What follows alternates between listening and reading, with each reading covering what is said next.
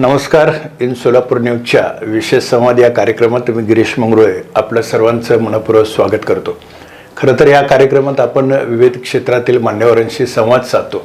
त्यांचा एक अनुभव, त्यांचा अभ्यास किंवा त्यांचं कर्तृत्व हे समाजासाठी प्रेरणादायी ठरावं, त्यांच्या ज्ञानाचा उपयोग हा समाजासाठी व्हावा या उद्देशानं आपण विविध क्षेत्रातील मान्यवरांशी संवाद साधतो. आजपर्यंत अनेकांनी या व्यासपीठावर आपली उपस्थिती लावली आणि त्यांचा ज्ञानाचा उपयोग एक चांगल्या पद्धतीनं सोलापूर शहर जिल्हावासियांना होतोय, महाराष्ट्रातील अनेक लोकांना होतोय.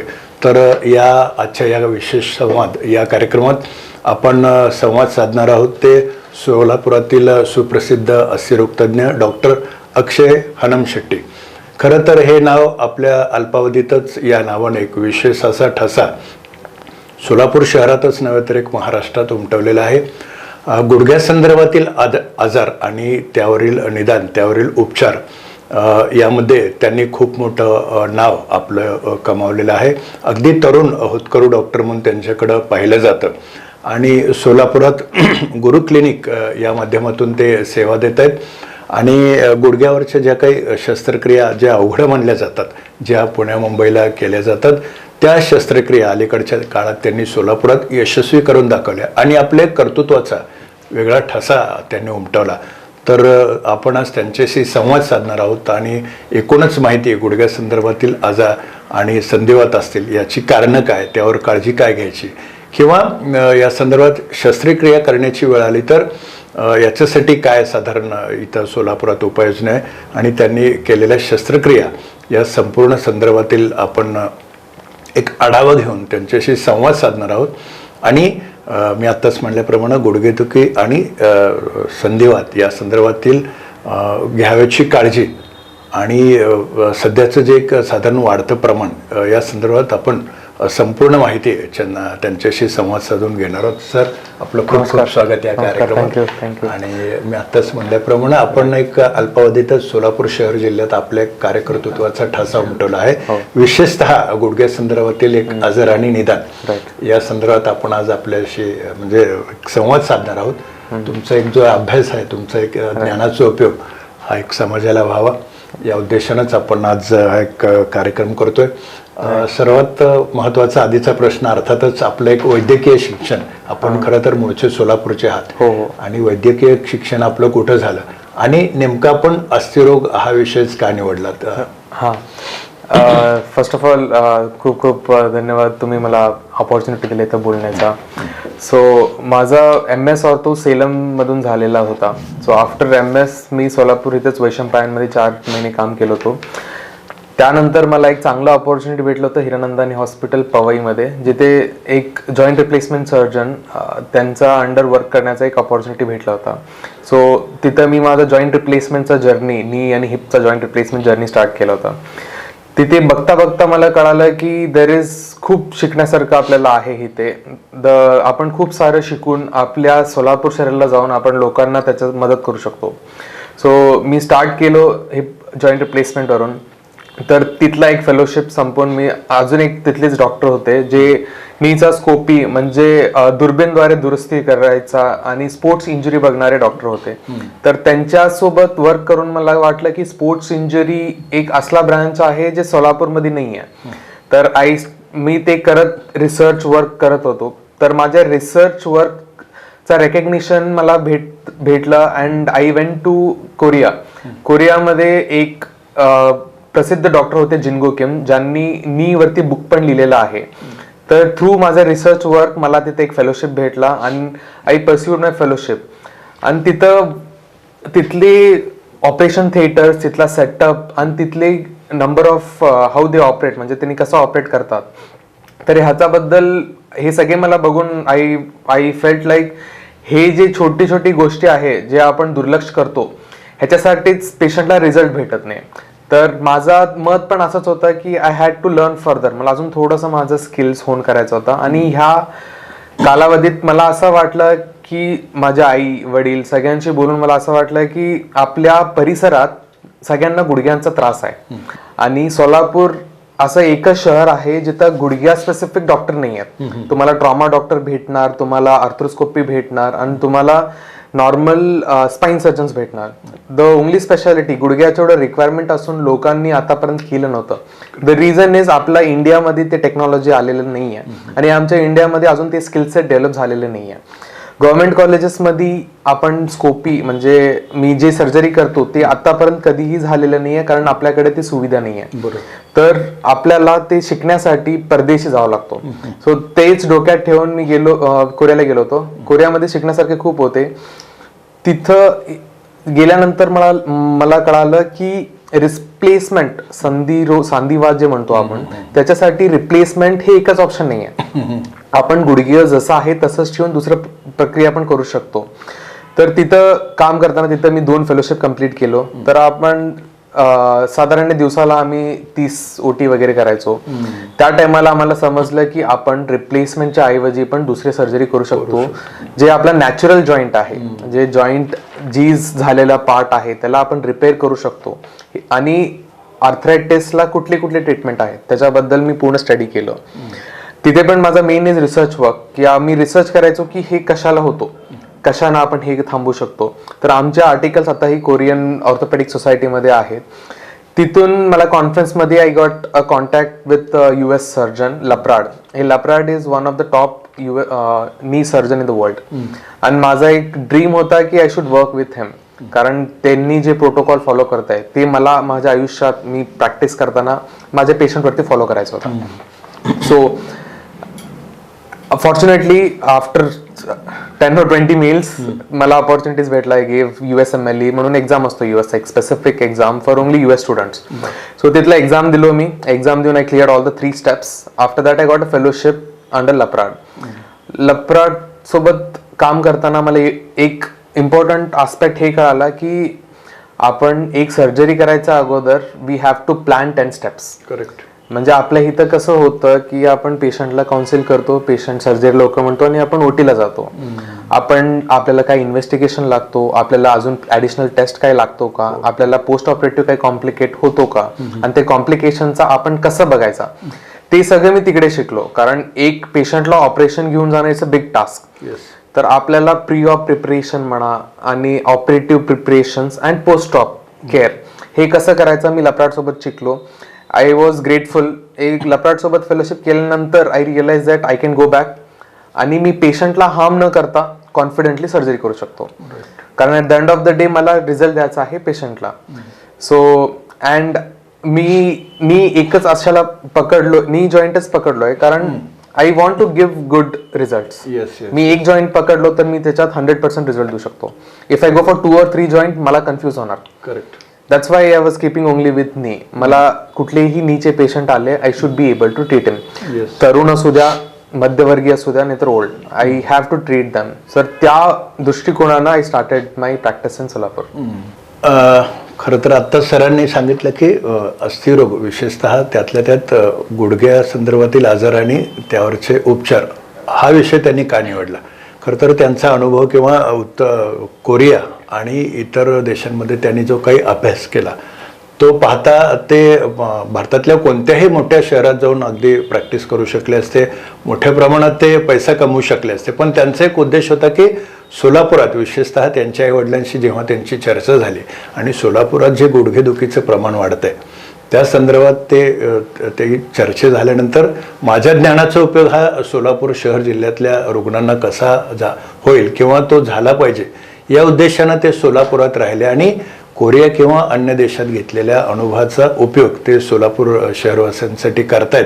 हे खरं तर आपल्या सर्वांच्या दृष्टीने एक समाधानाची आणि अभिमानाची बाब आहे. आपण पाहतो की एक उच्च शिक्षण घेतल्यावर आपण भारतातल्या मोठ्या विशेषतः मेट्रो सिटीत जाऊन प्रॅक्टिस करतो, पण सरांनी तसं न करता एक सोलापूरसाठी मला काहीतरी करायचं आहे या उद्देशानं या ठिकाणी थांबले आणि त्यांनी एक चांगल्या प्रकारची सेवा ते रुग्णांची करतायत.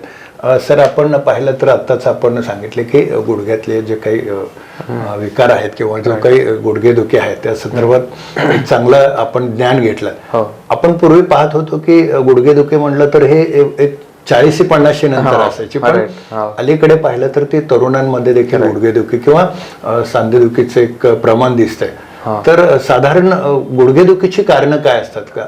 Good question. तर कसं आहे, अगोदर तुम्ही जसं सांगितलंय की गुडघेदुखी खूप लेट स्टार्ट व्हायचा पेशंटला, अराउंड 50-60. कारण अगोदरचे लोक जे असायचे ते कामं, मॅन्युअल लेबर म्हणतो आम्ही त्याला, ते कामं जास्त करायचे, त्यांचा हालचाल जास्त असायचा. अँड अगोदरचे घरं असं होते की it was a single floor, एक फ्लोरचाच घर होता. आता काय झालं, ते stay in the apartment. Right. Apartment असल्यामुळे काय असतो, आणि आपल्यापाशी एस्केलेटरचा फॅसिलिटी नसतो. सो तुम्ही कधीही जेव्हा पायऱ्या चढता, नॉर्मली तुमच्या गुडघ्यावरती तुमचा वजन जेवढा आहे त्याचा 5 प्रमाणे वजन पडतो. बर.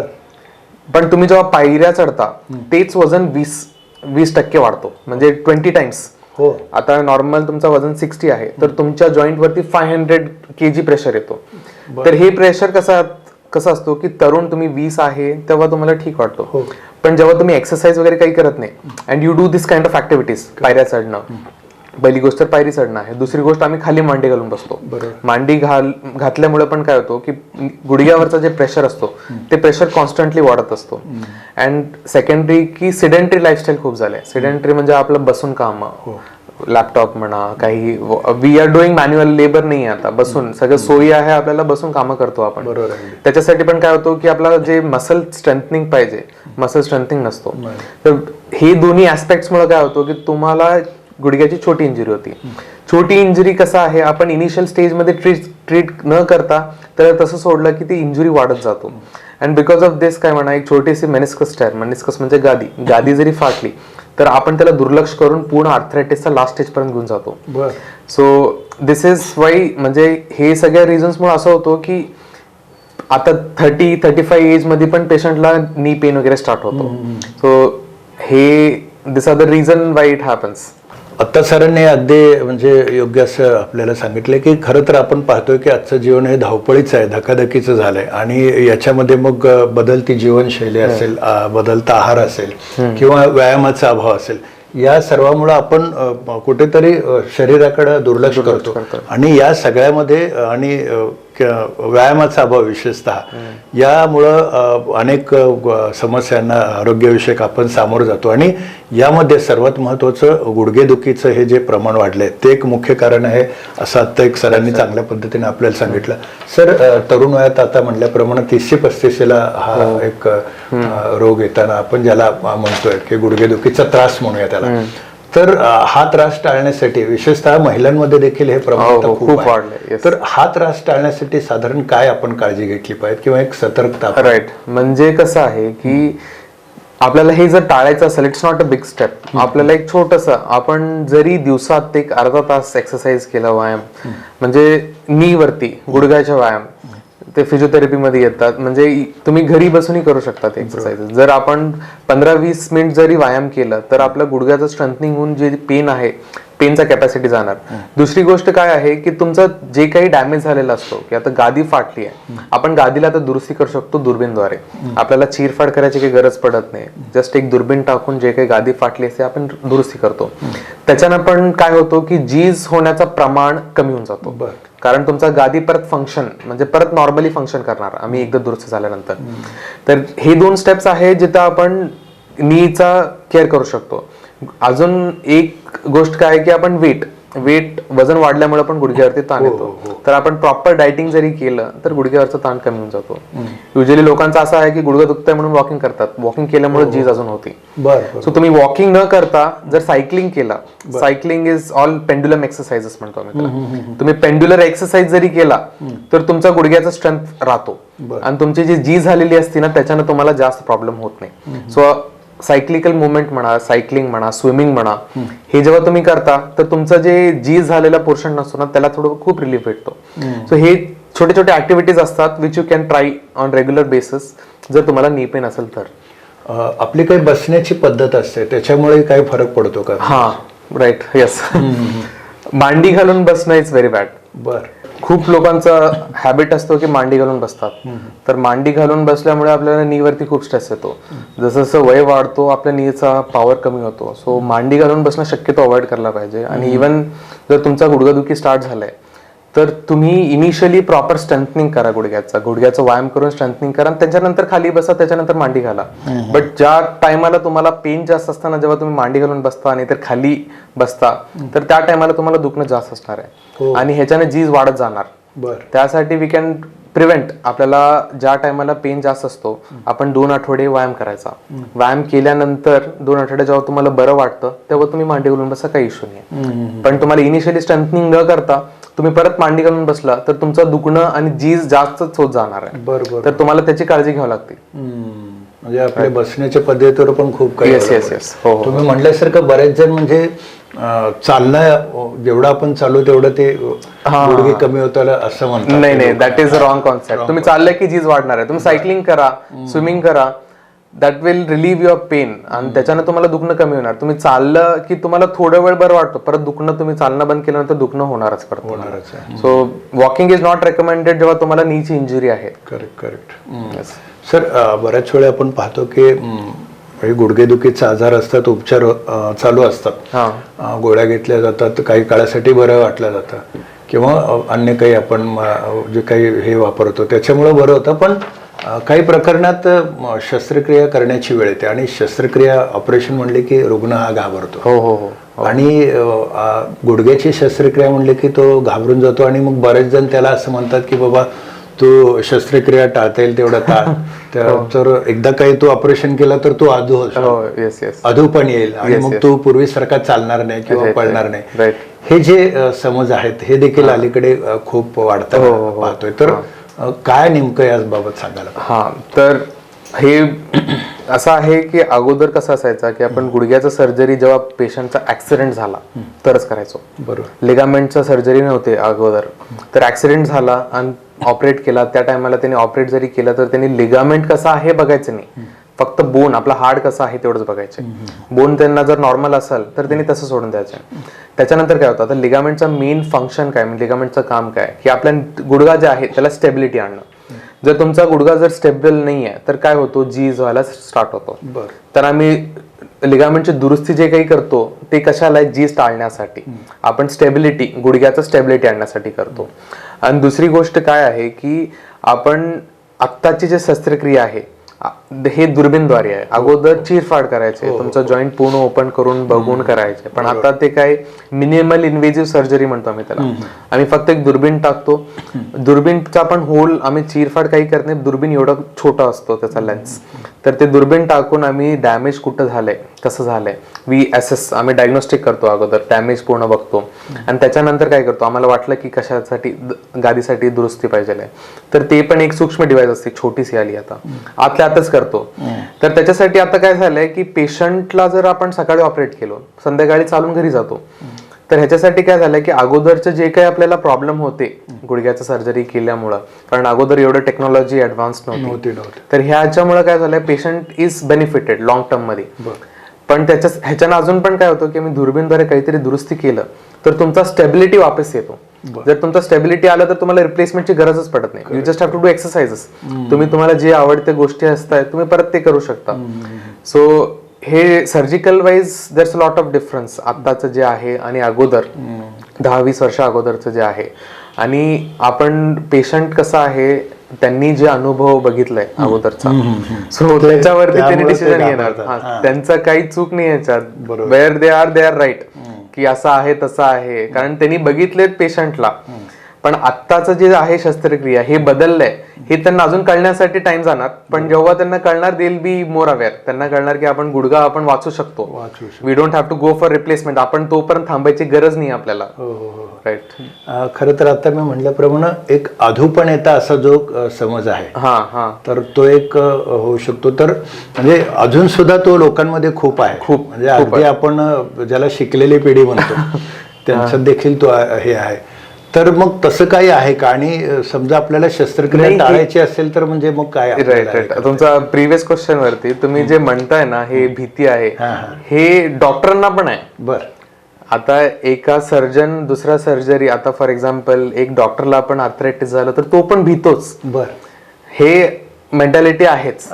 तर हे बदलण्यासाठी आपल्याला टाइम लागणार आहे, कारण आपल्या सिस्टम मध्ये हे अजून नवीन प्रकारचे सर्जरी आलेत म्हणून लोकांना माहित नाही. ज्या टायमाला हे कळेल त्या टायमाला आपल्याला थोडा बदलाव दिसणार आहे. मग ही शस्त्रक्रिया आपण टाळू शकतो का, म्हणजे जर 100% आधी हो हो. काय करावं लागेल त्यासाठी, म्हणजे काय करावं लागतं? रिप्लेसमेंटचं बोलताय का तुम्ही? हा, म्हणजे शस्त्रक्रिया मग गुडघ्याची कोणतीही? हा, तुम्ही गुडघ्याचं टाळूही शकताय असं नाही आहे, कारण यू हॅव, तर तुम्हाला एक काळजी घ्यावी लागते की तुमचा गुडघ्याचं स्ट्रेंथनिंग, म्हणजे तुम्हाला दिवसात एक 5-10 मिनिट गुडघ्याचा व्यायाम करावंच लागेल. एव्हरी टाइम तुम्ही जेव्हा व्यायाम करता त्या टायमाला स्ट्रेंथनिंग म्हणजे तुमचा ताकद वाढून तुमची जीज होण्याचे चान्सेस कमी होतात. फिजिकली फिट तुम्ही जर जिमला जात असाल, वेल अँड गुड, तुम्ही क्वाड्रिसेप्सचा मारा, हॅमस्ट्रिंग मारा. जिम जात नाही, घरी पण 5 मिनिट तुम्ही थेराबँड एक्सरसाइजेस करू शकता. एक्सरसाइजेसनं कसं होतं की तुमचा स्ट्रेंथनिंग वाढून जीज होण्याची कॅपॅसिटी कमी होतो. इव्हन मेनिस्कस टेअर पण जे एक्सरसाइज करतात ऍथलीट्स मध्ये खूप कमी असतो त्याचा. So you can do that, म्हणजे जे व्यायाम जरी केला, तुमचा ऑलरेडी जर जीज झालेली असेल, तुम्हाला चालायला काही इश्यू नाही आहे, बट खाली बसायला इश्यू आहे, तर त्या टायमाला तुम्ही व्यायाम पूर्ण भरवू शकता. तुम्हाला काही शस्त्रक्रियाची गरज नाही.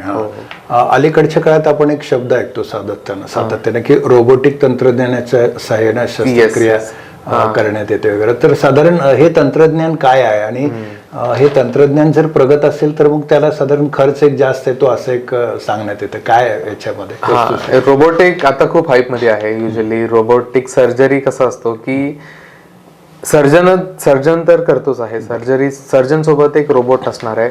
द रोबोट एक सर्जनला हेल्प करण्यासाठी.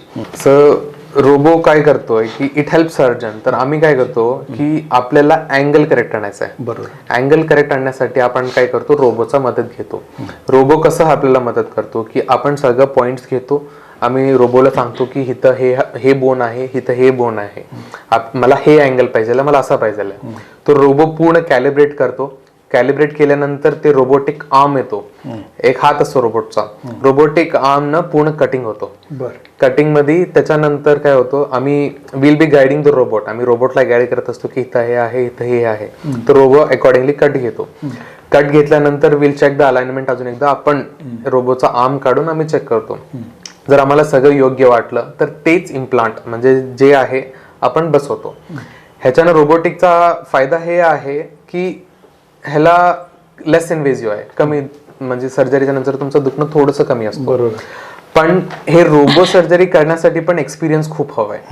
बिकॉज इवन रोबो ज्या सर्जनला एक्सपिरियन्स नाही आहे त्याच्या हातात इट्स व्हेरी बॅड. कारण रोबो काही चुकू शकतो, आणि आपल्याला माहित पाहिजे की कधी चुकतंय. अनलेस अँड अंटिल तुम्ही खूप जॉईंट केलं रोबोटिक, तुम्हाला कळणार नाही की रोबो कुठं चुकतंय. आणि ह्याच्यात काय आहे की robotic is more dangerous than आपण नॉर्मल टीकेआर. तर आपण कुठल्या सर्जन अंडर सर्जरी करतोय, आणि त्या सर्जननी ते रोबो कितीदा वापरलाय, कसं त्याचं सर्जनचा रिझल्ट कसा आहे, ह्याच्यावरती everything is based. So when आपल्याला एक सर्जरी जरी प्लॅन करायचं असेल तर robo is not a deciding factor. रोबोचा एक स्मॉल पार्ट आहे. रोबो कसा आहे, फक्त कट्सला तुम्हाला सांगणार की असं घ्या, असं घ्या, तर तेवढाच असतो रोबोटचा. रेस्ट ऑफ द सर्जनचं काम, ओपन करणं, सगळं बघणं, सगळं करणं इज सर्जनचं काम. तर हे जे रोबोट आहे it's in help with surgeon, म्हणजे सर्जन आणि रोबो एक टीम सारखं आहे. बरोबर. ह्याच्यातलं एक पण चांगलं काम केलं तर तुमचा सर्जरी चांगला होणार नाही. म्हणजे तितकं ज्ञान आपल्याला पाहिजे, गरजेचं. Yes yes yes. अन्यथा आपण त्याबाबत एक थोडंसं ही निष्काळजीपणा हा रुग्णांना त्रासदायक ठरतो. Yes yes yes. नक्कीच सर. आपण एक सातत्यानं ऐकतो तो एक शब्द की टोटल नी रिप्लेसमेंट. आणि तर हा टोटल नी रिप्लेसमेंट म्हणजे नेमकं काय आहे, आणि त्याची गरज काय? टोटल नी रिप्लेसमेंट म्हणजे आपण गुडघ्याचे 2 बोन असतात, एक फिमर आणि एक टिबिया, आणि आतमध्ये एक गादी असते. तर आम्ही काय करतो की वरचे पार्टचं जे जीज झालेली आहे, खालची जी जीज झालेली आहे, every surgeon to surgeon procedure vary होतो. हे आम्ही जीज झालेला पार्ट काढून इथं आम्ही एक टायटेनियमचा इम्प्लांट बसवतो. इम्प्लांटचे खूप सारे आहेत, पण we put a titanium implant. आणि आतमध्ये जे आहे आर्टिफिशियल गादी बसवतो. ह्याच्यानं काय होतं की वेडेवाकडे जे जॉईंट झालेले असतात आपल्याला त्याच्यानं अलाइन करता येतो. दुसरी गोष्ट काय आहे की ज्यांचं ते जीज झाल्यामुळे जे त्यांना दुखत असतो, जीज झालेला पार्ट, ते दुखणं कमी होतो. कारण आम्ही ते मेटल प्रोसेसनं, टायटेनियम प्रोसेसनं आपण बदलतोय.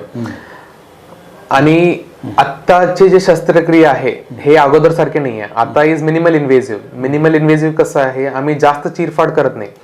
रिप्लेसमेंटसाठी आम्हाला जेवढं मिनिमल इन्सिजन लागतो तेवढं छोटं इन्सिजन घेतो आम्ही. आणि आम्ही आजूबाजूला जे सॉफ्ट टिश्यू म्हणतो आम्ही त्याला, तर आम्ही फक्त हाडांचा कट करतो. हाडांचे जे झीज झालेले असतात ते पार्ट काढतो. ह्याच्यामुळे काय होतो की जर मी सकाळी दोन्ही गुडघे बदलतोय पेशंटचा, तर मी संध्याकाळपर्यंत त्या पेशंटला वॉक करायला लावू शकतो. ह्याच्याने काय होतं की पेशंटचा रिहॅबिलिटेशन इज व्हेरी फास्टर. तर आपण सकाळी ऑपरेट जर केलं, संध्याकाळी पेशंट चालणार आणि संध्याकाळीच पेशंट स्वतःहून वॉशरूमला जाणार, टेबलवरती बसणार. तर हे रिसेंट ऍडव्हान्सेसमुळे काय झालंय, टोटल रिप्लेसमेंटची जी भीती होती अगोदरची ते सगळं निघून गेलंय, कमी झाले. येस. सर, आपण पाहिलं की पूर्वी शस्त्रक्रिया म्हटलं की अगदी आता सुद्धा हो की या शस्त्रक्रिया सोलापुरात होत नाहीत आणि आपण पुण्या मुंबईला जावं एक जनरल सर्वसाधारण एक मत असतं किंवा तशी एक मानसिकता असते. आणि बरेच जण आता सध्याही पुण्या किंवा मुंबईच्या एका मोठ्या हॉस्पिटलला जातात, तिथं शस्त्रक्रिया करतात. पण अलीकडच्या काळात तुम्ही आता गेल्या 1-2 महिन्यात जवळपास 3 ते 4 यशस्वी शस्त्रक्रिया करून दाखवल्या, रिप्लेसमेंटच्या, नी रिप्लेसमेंट. आणि त्याचा एक खूप मोठा लाभ सोलापूरला, जिल्ह्याला, विशेषतः आजूबाजूचे जे आपले जिल्हे आहेत तिथल्या रुग्णांनाही आता एक आत्मविश्वास आला की बाबा आता आपल्याला पुण्याला जाण्याची गरज नाही, मुंबईला जाण्याची गरज नाही. तिथला वेळ, तिथला खर्चही वाचतोय. आणि या 3-4 ज्या शस्त्रक्रिया आपण केल्या सोलापुरात ते करून दाखवलं, तर काय सांगाल याबाबत? फर्स्ट ऑफ ऑल आतापर्यंत 15 जॉईंट झालेत. अरे वा, क्या बात आहे. तर असं आहे की joint, the thing is patient जातात पुणे मुंबईला आणि ह्याच्यात पेशंटचं चुकी नाही आहे, बिकॉज त्यांना वाटतंय की बेटर ट्रीटमेंट भेटतोय and they are not at fault. तर माझं एवढंच होतं की जे पेशंट माझ्याकडे येतोय मी त्या पेशंटला योग्य ट्रीटमेंट द्यावं. त्या पेशंटला असं वाटायला पाहिजे की I have got best treatment मला भेटू शकतो. पहिली गोष्ट तर हे आहे. दुसरी गोष्ट असं आहे की आपल्या सोलापूरमध्ये सेम सेटअप आहे, but Solapur is not that expensive. कारण काय होतं की तिथे कॉर्पोरेट हॉस्पिटलमध्ये एक्सपेन्सेस जास्त असतो त्यांचा, आणि आमच्या सोलापूरमध्ये कसं असतो, इट्स द सेम सेटअप. तुम्ही बॉडी एक्झॉस्ट सूट म्हणतो आम्ही जे यूज करायचो, बॉडी एक्झॉस्ट सूट सगळ्या पेशंटला यूज करतो. त्याच्यानंतर disposable gowns, disposable gloves, everything disposable. आणि हेपा फिल्टर, ओटीचा सेटअप म्हणा, एकदम स्टँडर्ड सेटअप असतो. सो व्हॉट एव्हर थिंग जे तिथं भेटतं तेच इथं we are getting the same thing. आणि दुसरी गोष्ट ऍडिशनल माझ्या केसेस ह्याच्यासाठी वाटल्यात की आपलं फिजिओथेरपी. कारण तिथे जर सर्जरी करून पेशंट इथं आलं, पेशंटला काही प्रॉब्लेम झाला, so he has to rush back to Pune और मुंबई. आणि त्यांच्यासाठी अपॉइंटमेंट घ्यावा लागतो. अपॉइंटमेंट भेटतो का नाही त्याचा पण डाऊटफुल आहे. सो हे 2-3 असं कन्व्हिनियंट फॅक्टर आहेत ज्याच्यामुळे मला वाटतंय की even people will start trusting Solapur doctors. आता तरी 90% लोक पळतातच पुणेला, but eventually we plan to stop that. We plan to give patient better care. तर आम्ही पेशंटला जर बेटर केअर केलं दिलो, then they have no reason to go to Pune और मुंबई. आता आपण म्हणलात की 15 शस्त्रक्रिया अगदी कमी कालावधीत. हा अनुभव कसा राहिला तुमच्या दृष्टीने? And actually the thing is, ते समाधान कसं होतं तुम्हाला? हे असं असतं की आपण जेव्हा लहानपणापासून कॉलेज, स्कूल एका प्लेसमध्ये करून जेव्हा त्या प्लेसमध्ये जाऊन आपण लोकांना मदत करतो, that satisfaction is totally different. Correct. आणि ते एकच सॅटिस्फॅक्शन साठी आय फील लाईक मी पुणे मुंबईचा ऑपॉर्च्युनिटी सोडून इथं राहिलेलं बरं झालंय.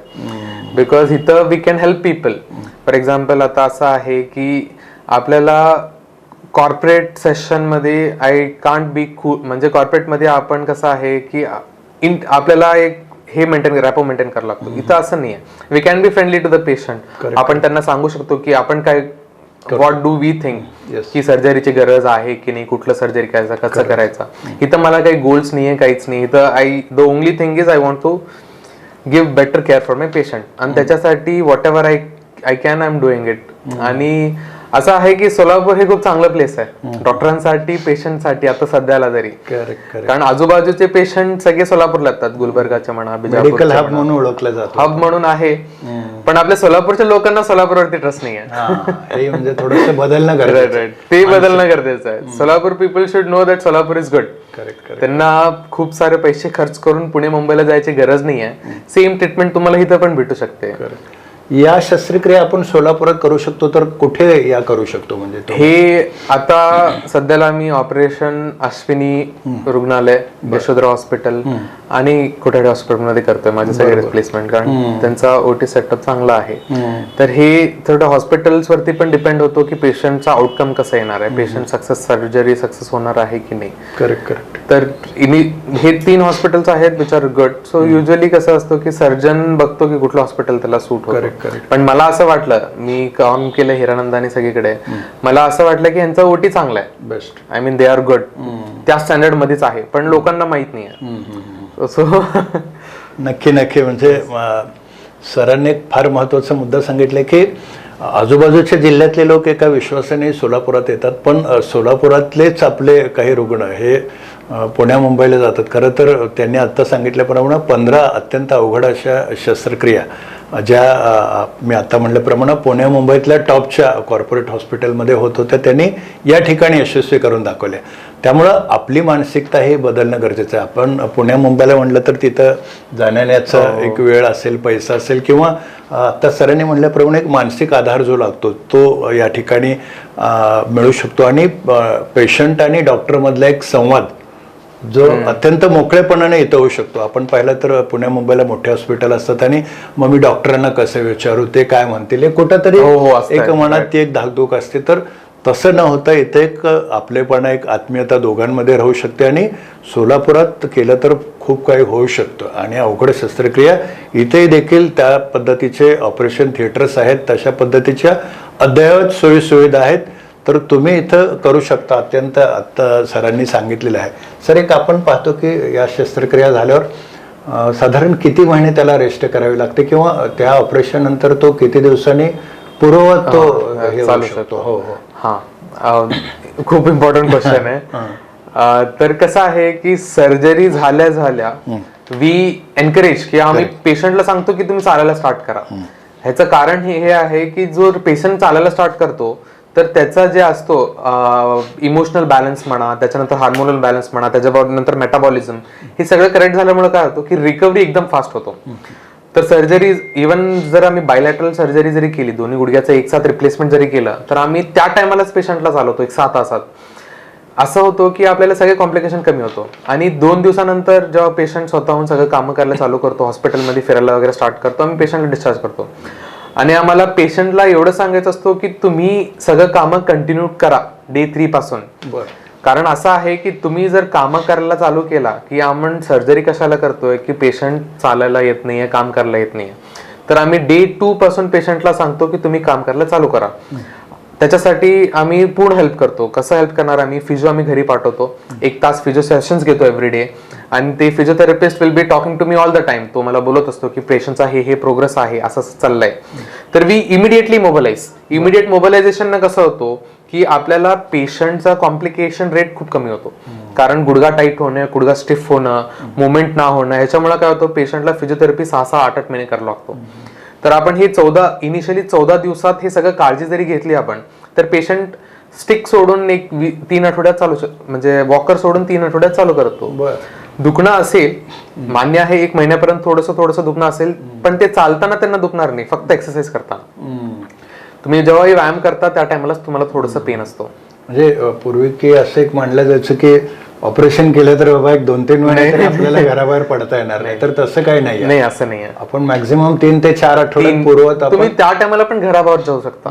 जस्ट तुम्हाला 3 आठवडे वॉकर असणार आहे तुमच्यासोबत. आणि आता कसं आहे, वॉकर पण कसं आहे, फक्त टाक्या काढूपर्यंत आम्ही ठेवतो, त्याच्यानंतर आम्ही वॉकर सोडायला लावतो पेशंटला. त्याच्यानं काय होतं, पेशंटला पण एक कॉन्फिडन्स येतो की आपला सर्जरी चांगलं झालंय. तर त्याच्यानंतर पेशंट ऑल्सो चालायला वगैरे जास्त चालू करतो, कारण आमचा फिक्सेशन स्ट्रॉंग असतो. काही फिक्सेशन करतो आम्ही, फिक्सेशन, आणि आम्ही वापस क्लोज कसं करतोय, that is also very important. की आपण ओपन केल्यानंतर क्लोज कसं करतोय. सो त्याच्यामुळे आपल्याला एक सर्जनला कॉन्फिडन्स येतो की आपण लवकरात लवकर पेशंटला चालू शकतो. तर ते आपल्याला लॉंग टर्म साठी खूप हेल्प होतो पेशंटला.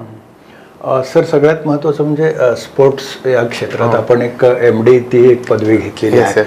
तर नेमकं हे काय, याच्याबद्दल काय सांगाल, नेमकं काय आहे? हा, तर MD स्पोर्ट्स मेडिसिनचा आम्हाला एक्सपोजर मुंबई हिरानंदाने झाला होता. So when I started working then तिथं एक स्पोर्ट्स मेडिसिन फिजिओ होता, नीरज परमार.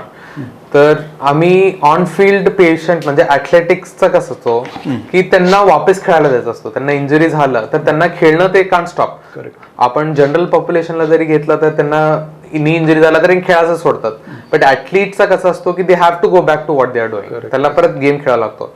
तिथं मला एक्सपोजर झाल्यानंतर मला असं वाटलं की आय हॅव टू लर्न दिस, म्हणजे स्पोर्ट्स मेडिसिन बद्दल थोडंसं आपण जाणून घेऊया. तर सेम मी कोरियामधलं एक जे फेलोशिप होतं ते माझा MD स्पोर्ट्स मेडिसिन. तर तिथं आमचं एक स्पोर्ट्स मेडिसिन सेंटर होतं. सेंटर आम्ही काय करायचो की पेशंटला इंजरी कसं झालंय, पेशंटला कुठली कुठली सर्जरी लागती, आणि त्याच्यानंतर सर्जरी नंतर पेशंट कुठला गेम खेळतो आणि कुठल्या गेमला कुठला रिहॅबिलिटेशन म्हणजे कुठला एक्सरसाइज पाहिजे, कसं पाहिजे, ते आम्ही सगळं टेलर्ड टू स्पेसिफिक पर्सन करायचो. तिथं मला असं कळलं की इवन इफ तुमचा 3-4 लिगामेंट जरी गेले असेल तर पेशंट परत खेळायला जाऊ शकतो. पण आपल्याला सगळे लिगामेंटचे करेक्ट दुरुस्ती करावं लागते. आणि एव्हरी पेशंटचा नीड वेगळा असतो. म्हणजे आपण इन ऑपरेटिव्ह प्रोसिजर मध्ये आपण बघतो की किती इन्स्टेबिलिटी आहे, त्याच्यानंतर आम्ही सर्जरी करून करेक्ट करतो. सर्जरी करणं हे it's a minor part of sports medicine surgery, म्हणजे फक्त 10% सर्जरी. तर नेक्स्ट 90% इज फिजिओथेरपी. फिजिओथेरपी आम्ही कसं करवतो, त्याला स्पोर्ट्स कसं खेळायला लावतो आम्ही. So that is the major aspect. So माझं sports medicine was because I wanted to help athlete go back to sports. आणि कुठल्याही टाईपचा इंजरी असू दे. आणि second thing is we use to give coverage. आपल्या युजली कसं कुठलाही टुर्नामेंट आला तर स्पोर्ट्स कव्हरेज असतो. इथं doctors usually don't go for sports coverage.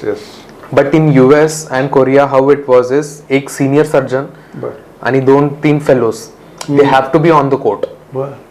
कारण कसं असतो की तुम्ही कोर्टमध्ये असाल, फर्स्ट एड ट्रीटमेंट, आणि तुम्ही जेव्हा इंजुरी स्वतःहून बघतो that will always help you की ऑपरेट कसं करायचं, ट्रीटमेंट कसं करायचं, त्याच्यावरती हेल्प करतो. दुसरा, तुम्हाला कळतो की कधी पेशंट सिरियसली इंजर्ड आहे आणि कधी you have to stop player, म्हणजे प्लेयरला कधी स्टॉप करायचं आहे, खेळायचं बंद करता म्हणून.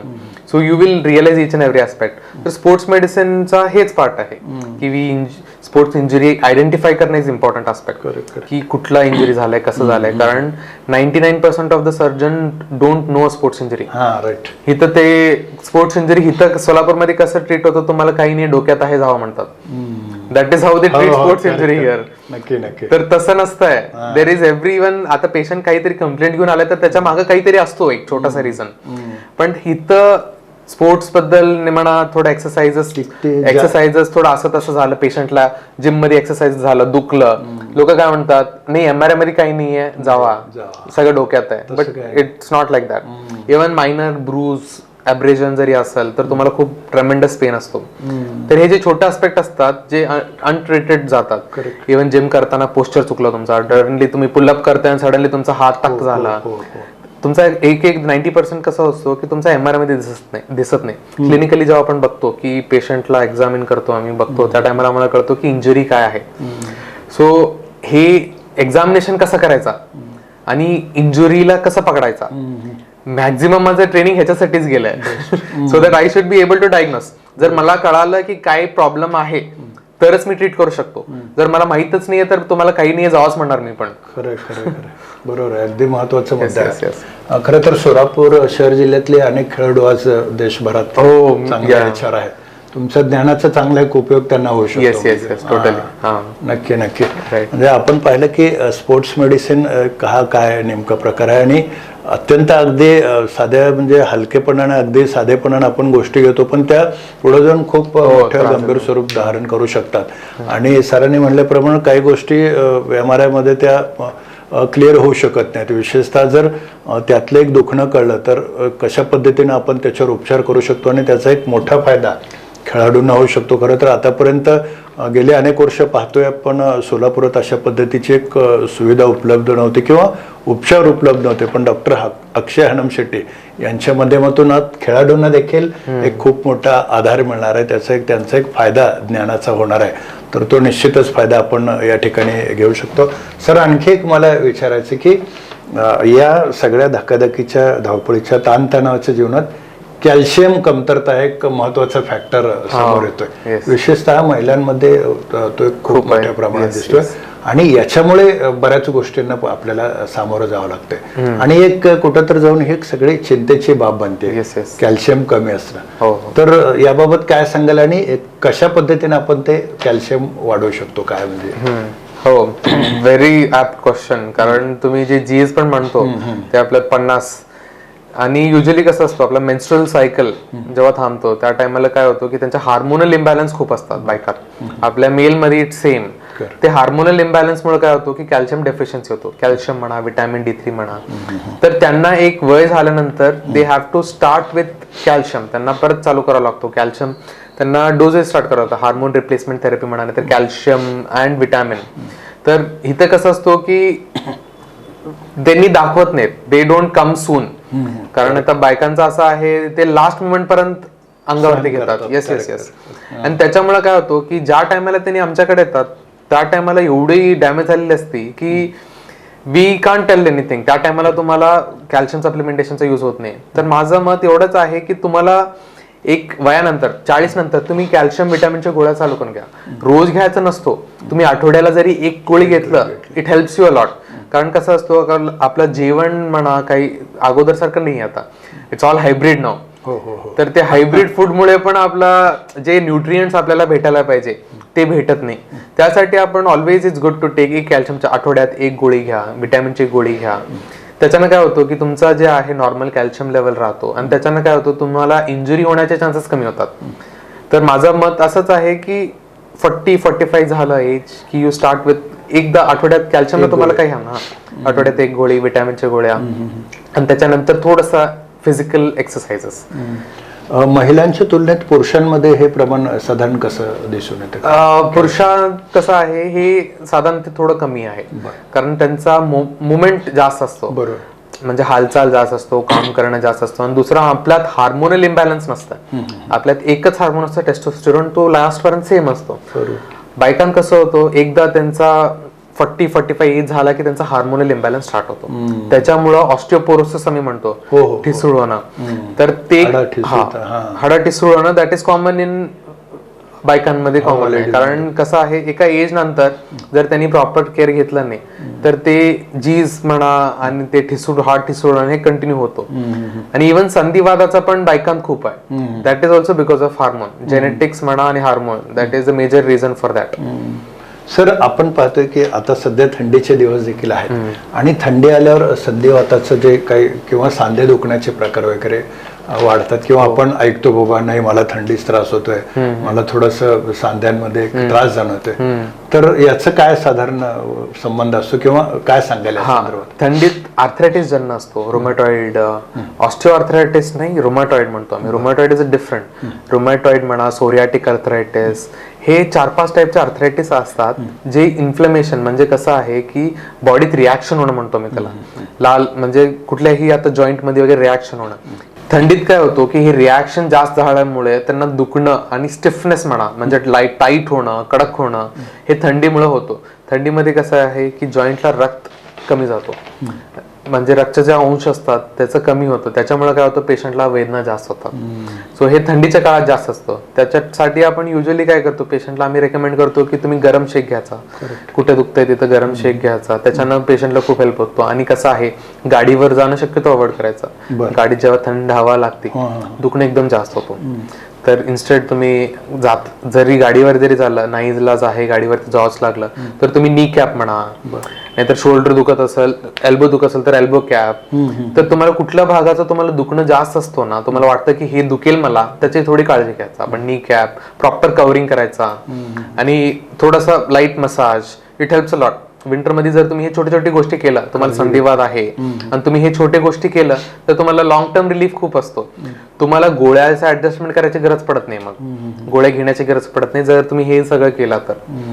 म्हणजे ती काळजी आपण घेणं गरजेचं आहे. सर आपण खरं पाहिलं तर गुरु क्लिनिक आपण या ठिकाणी सुरू केलेलं आहे सोलापुरातून आणि त्या माध्यमातून देखील आपण एक चांगली सेवा देत आहे. तर काय तुम्ही क्लिनिक बद्दल सांगाल, काय वैशिष्ट्य सांगाल आपल्या क्लिनिकची? वैशिष्ट्य काही नाही आहे. थिंग इज क्लिनिक स्टार्ट केलंय for a reason to help people. Correct. कारण लोकांना कळायला, लोकांपर्यंत जाऊन त्यांना एक करेक्ट ट्रीटमेंट भेटायला पाहिजे. म्हणजे आताचे लोकांना कसं आहे, they should have a good treatment. तर गुरु क्लिनिक ह्याचं स्टार्टअप ह्याच्यासाठी केलं होतं की आपण एक सर्व्हिस देऊया पेशंटला. It's service oriented. सो काही वी लिसन टू पेशंट, असं नाही आहे आम्ही एक एक पेशंटला टाइम देतो, वी लिसन टू देम, कारण सगळ्या पेशंटच्या प्रॉब्लेम्स युनिक असतात आणि वी काउन्सिल देम प्रॉपरली, त्यांना गायडन्स देतो. असं नाही आहे की मी जर पेशंटला गायडन्स दिलो की पेशंट माझ्याकडेच यायला पाहिजे, असं नाही आहे. ते कन्सल्टेशन ते फक्त एक त्यांना डाऊट असतो, त्यांना खूप काळजी असते म्हणून त्यांनी काहीतरी विचारलं तर वी क्लिअर इट आउट. इथं आम्ही मेन वी ट्रीट पेशंट्स, म्हणजे we don't treat the disease. आम्ही काय आहे डिझीज त्याच्यावरती ट्रीट करत नाही. आम्ही पेशंट कसं आहे, पेशंट कसं बरं होणार, we always treat the patient. तर असं आपण थोडंसं we are trying to help people and तुमच्या माध्यमाने will try to reach as many people as we can. बऱ्याच वेळी आम्ही म्हणजे ऐकतो पेशंटकडनं की सरांकडे गेले की एक मानसिक बळ मिळतं.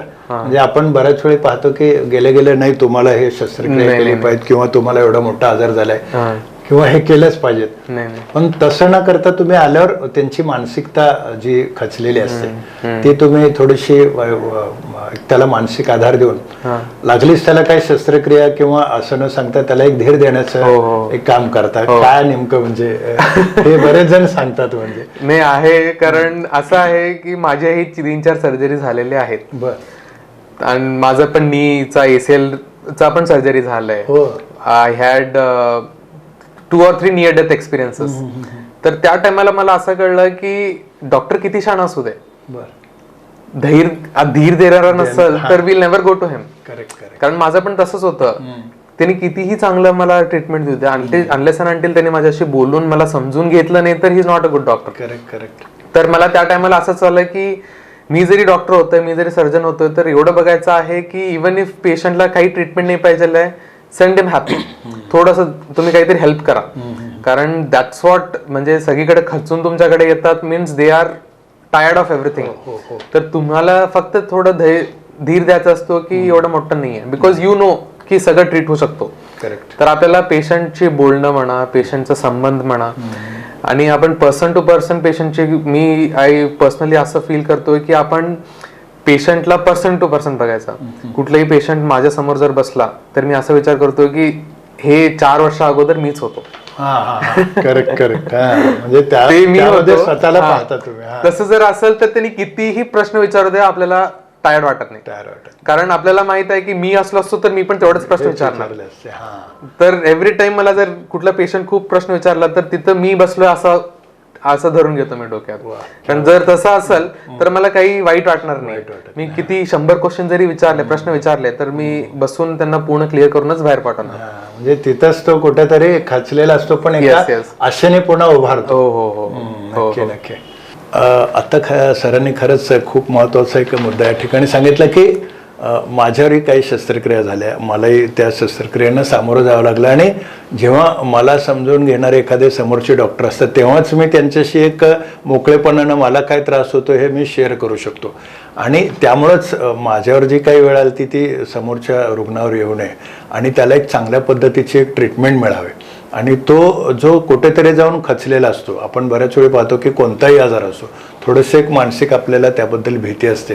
किती जरी आपण थोडेसे धाडसे असलो तरी थोडे आतून कुठेतरी भीती असते, आणि नेमकी ती भीती कमी करून चांगल्या पद्धतीने आपण कसे उपचार करू शकतो, लागली शस्त्रक्रिया न करता त्याला वेगळे उपचार कसे देऊ शकतो, हे सरांनी खूप चांगल्या पद्धतीने या ठिकाणी सांगितलं. आणि विशेषतः तो किती जरी याबाबत विचारत असलं तरी समोरच्या व्यक्तीमध्ये मी स्वतःला पाहतो, त्यामुळं त्याचं शंकेचं निरसन जोपर्यंत होत नाही, त्याचं समाधान जोपर्यंत होत नाही तोपर्यंत मी त्याला सांगतो. आणि मग म्हणून जाऊन कुठंतरी तो पुन्हा एका नव्या विश्वासानं, उमेदीनं, आशेनं उभारतो. आणि तेच मला वाटतं माझं खरं समाधान असतं असं सरांनी सांगितलं. आणि गुडघेदुखी आपण कशी टाळू शकतो आणि त्याच्यावर काय उपचार करू शकतो, काय काळजी घ्यायची, आणि शस्त्रक्रिया ज्या पुण्या मुंबईत एखाद्या मेजर इंजुरीवर ज्या गुडघ्याच्या असायच्या त्याच्या शस्त्रक्रिया ज्या बाहेर व्हायच्या त्या सोलापुरात होऊ शकतात. आणि यशस्वीपणे त्यांनी 15 शस्त्रक्रिया करून दाखवल्या. आणि एक वेगळ्या प्रकारचा आत्मविश्वास सोलापूर शहर जिल्हाच नव्हे तर आजूबाजूच्या मराठवाडा, कर्नाटक इथल्या रुग्णांमध्येही आलेलं आहे. आणि त्याच मोठ्या विश्वासानं सरांकडे येताना पाहतायत. आपण पाहतोय आणि गुरु क्लिनिकच्या माध्यमातून एक चांगल्या पद्धतीची अद्ययावत सुविधा किंवा सेवा डॉक्टर अक्षय हणमशेट्टी देत आहेत.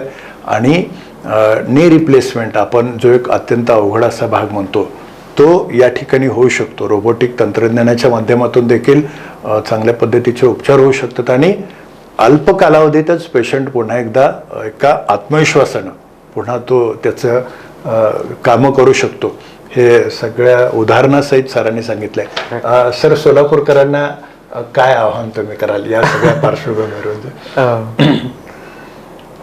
माझं फक्त आहे की तुमच्या शहरच्या डॉक्टरांना पण ट्रस्ट करा. करेक्ट. तुम्हाला काही आजार जरी असेल तर आमच्याशी फक्त भेट देऊन बोला, डाऊट्स क्लिअर करून घ्या. असं नाही की तुम्ही जर मला व्हिजिट दिला तर माझ्याकडूनच ऑपरेट करून घ्यायला पाहिजे. नाही, आम्ही इथं तुम्हाला फक्त मदत करण्यासाठी आहे. तुम्हाला कधीही काही इश्यू झाला तर आपले डॉक्टर्स आर व्हेरी गुड. सोलापूरचे डॉक्टर्स, फक्त मी नाही आहे, बाकीचे सगळे पण ते खूप चांगले आहेत. And you can always trust them. तर माझं एवढंच मत आहे की आम्हाला पण ट्रस्ट करून बघा. नक्की. खरंच आहे अगदी. म्हणजे सोलापूर हे आता मी आमच्या चर्चेत झाल्याप्रमाणे मेडिकल हब म्हणून ओळखलं जातं आणि कर्नाटक, मराठवाडा किंवा आजूबाजूचे याच्यातले खूप मोठे रुग्ण मोठ्या संख्येने या ठिकाणी येत आहेत आणि चांगल्या पद्धतीची एक सुविधा या ठिकाणी आहे जे आपण सातत्यानं मेट्रो सिटीकडे पाहत होतो. पण त्याच धर्तीवरच्या सोयीसुविधा या ठिकाणी आहेत आणि एकदा सोलापुरातील डॉक्टरांवर तुम्ही विश्वास ठेवून बघा आणि तो विश्वास तुम्ही नक्कीच आम्ही या ठिकाणी सार्थ झाल्याचं तुम्हाला दिसेल असं एक आवाहन सरांनी केलेलं आहे. आणि एक अत्यंत तरुण होतकरू आणि अत्यंत अनुभवी तज्ज्ञ असे डॉक्टर म्हणून अल्पावधीतच एक डॉक्टर अक्षय हणमशेट्टी यांनी एक आपला ठसा उमटवलेला आहे. निश्चितच त्यांच्या हातून एक मोठी सेवा होती आणि त्यांचा एक अनुभव, त्यांच्या ज्ञानाचा उपयोग सोलापूरला होतोय. असंच कार्य त्यांच्या हातून घडत राहू आणि चांगली सेवा सोलापूर शहर जिल्ह्यातील नव्हे तर आजूबाजूच्या जिल्ह्यातील रुग्णांना देखील मिळो अशी सदिच्छा या ठिकाणी व्यक्त करतो. खरं तर आपण पाहिलं तर आता या मुलाखती दरम्यानच त्यांना अनेक फोन येत होते. म्हणजे अत्यंत एक व्यस्त असं वेळापत्रक त्यांचं आहे आणि खरोखरच त्याला कारण देखील त्यांचा अनुभव, त्यांचा अभ्यास आणि त्यांचं एक काय म्हणू आपण त्यांचं एक या क्षेत्रातील ज्ञान हेच आहे. आणि मी पुन्हा एकदा आपल्या सर्वांना एक आवाहन करतो की सरांनी म्हणल्याप्रमाणे इथल्या डॉक्टरांवर विश्वास ठेवा. गुरु क्लिनिक जे आता सोलापूरच्या सेवेत दाखल झालेलं आहे तर त्या क्लिनिकच्या माध्यमातून आपल्या ज्या काही गुडघ्याविषयीच्या ज्या काही समस्या असतील त्याविषयी सरांकडनं एक मार्गदर्शन घ्या. लगेचच शस्त्रक्रिया करायची असं काही नाही, तर शस्त्रक्रिया जितक्या पद्धतीनं किंवा जितक्या उशिरा करता येईल किंवा कशा पद्धतीनं टाळता येईल यासाठी देखील ते सातत्यानं कार्यशील असतात. तर एकदा तुम्ही निश्चितच गुरु क्लिनिकला भेट द्या, डॉक्टर अक्षय हणमशेट्टी यांच्याशी चर्चा करा आणि तुमचे जे काही आजार आहेत ते आजार टाळून तुम्ही एक चांगल्या पद्धतीनं निरोगी राहण्यावर भर द्या असं मी एक आव्हान या ठिकाणी करतो. सर, आपण खरं तर एक महत्त्वाचा तुमचा एक वेळ या कार्यक्रमाला आपण दिला त्याने विशेष संवाद या कार्यक्रमात आपण सहभागी झालात आणि चांगल्या पद्धतीचं एक चर्चा या ठिकाणी झाली आणि एक माहिती आमच्या सगळ्या दर्शकांना दिली. त्याबद्दल आपलं मनापासून आभार मानतो. थँक्यू.